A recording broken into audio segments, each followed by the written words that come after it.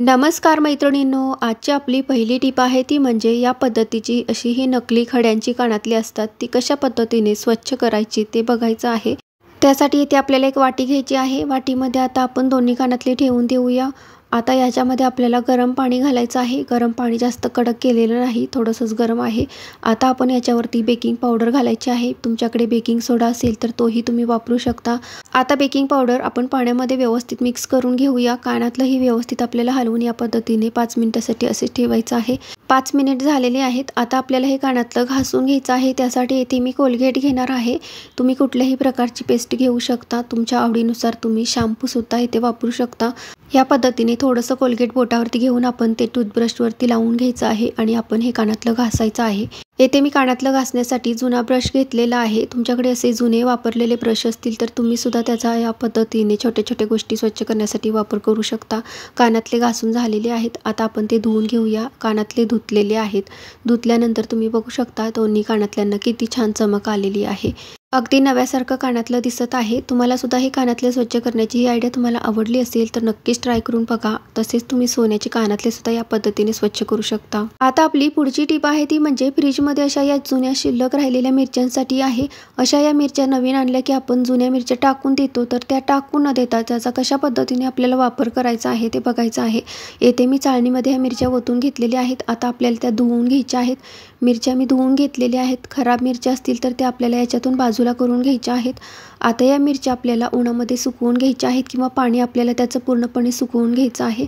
आता या मिरच्यांचं पाणी मी सुकवून घेतलेलं आहे। आता आपल्याला याचं काय करायचं आहे ते बघायचं आहे। त्यासाठी येथे मी एक छोटा डब्बा घेतलेला आहे। आता हा डब्बा आपण बाजूला चाळणीमध्ये ठेवायचा आहे।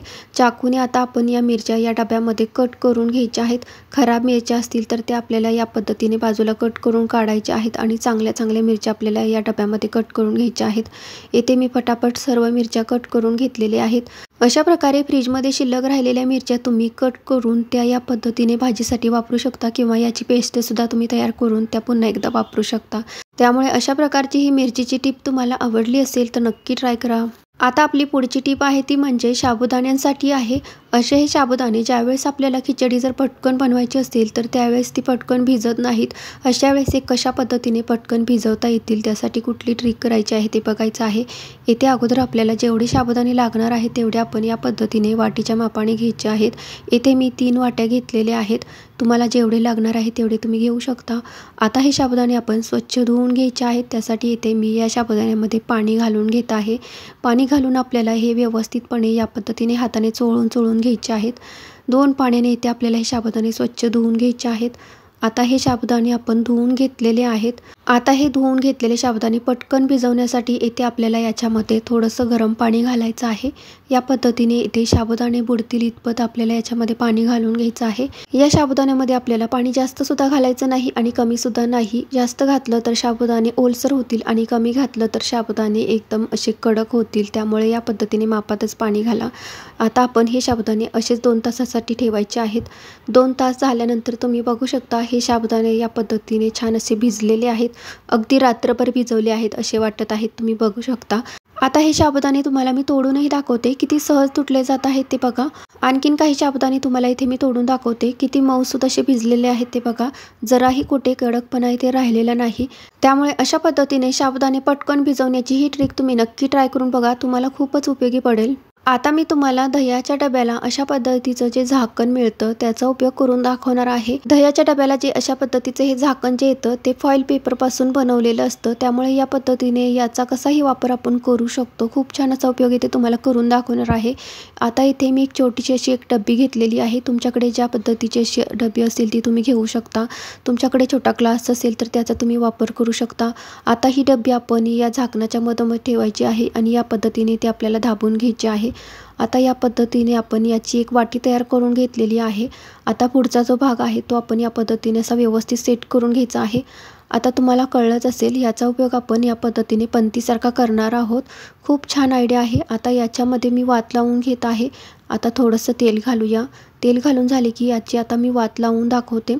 किती छान आयडिया आहे ते बघा। या पद्धतीने असे फॉइल पेपर तुम्ही टाकू न देता त्याचा अशा पद्धतीने पंती बनवण्यासाठी वापर करू शकता। किती छान आयडिया आहे ते बघा. ही पणतीची आयडिया तुम्हाला आवडली असेल तर नक्कीच ट्राय करून बघा. आणि अशाच काही टाकाऊपासून टिकाऊ वस्तूंचे व्हिडिओसुद्धा मी अपलोड केलेले आहेत, ते सुद्धा तुम्ही बघू शकता. टिप आहे ती म्हणजे अशा प्रकारच्या कापडी पिशव्यांसाठी आहे. अशा प्रकारची कापडी पिशवी आपण टाकून देतो, त्यांचा वापर आपण कशासाठी करायचा आहे ते बघणार आहोत. येथे आपण लसूण ठेवण्यासाठी याचा वापर करू शकतो. लसूण किंवा कांदे, बटाटे ठेवण्यासाठी अशा प्रकारच्या पिशव्यांचा आपण वापर करू शकतो. आता या पिशवीमध्ये आपण लसूण ओतून घेऊया. या पिशव्यांना अगदी बारीक असे होल असतात, त्याच्यामुळे याच्यामध्ये कांदे लसूण ठेवले तर ते खराब होत नाहीत. त्यामुळे तुम्ही अशा प्रकारच्या पिशव्या टाकून न देता त्याचा असा वापर नक्की करू शकता. या पिशव्या तुम्ही अशाच थोड्याशा उघड्याही ठेवू शकता, अशाच त्या अडकवून ठेवू शकता किंवा या पिशवीची तुम्ही हलकीशी गाठही बांधू शकता. आता इथे या पिशवीची तुम्हाला मी गाठ बांधून दाखवते. या पद्धतीने अगदी वरचेवर आपल्याला गाठ बांधून घ्यायची आहे, जास्त पॅक करायची गरज नाही. अशा पद्धतीने इथे आपल्याला ही गाठ बांधून ही पिशवी आपण अडकूनही ठेवू शकतो. असा वापर या कापडी पिशवीचा तुम्ही नक्की करून बघा. टिप आहे ती म्हणजे नवीन आणलेल्या झाडूसाठी आहे. ज्यावेळेस आपण झाडू नवीन घेतो त्यावेळेस तो असाच वापरायला सुरुवात करतो, त्यामुळे त्याचे धागे निघतात, तसेच त्याच्या काड्याही तुटून निघतात. अशा वेळेस इथे आपल्याला कुठली ट्रिक करायची आहे जेणेकरून या काड्या पटकन निघणार नाहीत आणि झाडू लवकर खराब होणार नाही. त्यासाठी आपण कुठली ट्रिक करणार आहे ते बघूया. येथे मी एक सेलो टेप घेतलेला आहे. आता याच्यातला थोडासा टेप आपण काढून घेऊया आणि ज्या ठिकाणी झाडूच्या काड्या लावलेल्या आहेत त्या ठिकाणी हा टेप आपल्याला लावून घ्यायचा आहे. येथे मी दाखवत आहे त्याप्रमाणे आपल्याला येथे हा टेप लावून घ्यायचा आहे. अशा प्रकारे टेप लावल्यामुळे ज्यावेळेस आपण झाडू वापरायला सुरुवात करू त्यावेळेस त्याच्या काड्या पटकन निघणार नाहीत, त्या अशा प्रकारे पॅक राहतील. तसेच त्याचे धागेही निघणार नाहीत, केसही निघणार नाहीत. त्यामुळे तुम्ही अशा प्रकारे ही ट्रिक नक्की ट्राय करून बघा. या पद्धतीने आपल्याला थोडं वरपर्यंत अशा प्रकारे हा सेलो टेप लावून घ्यायचा आहे. आता तुम्ही बघू शकता हा झाडू किती टाईट झालेला आहे. आता हा टेप आपण कट करून काढूया.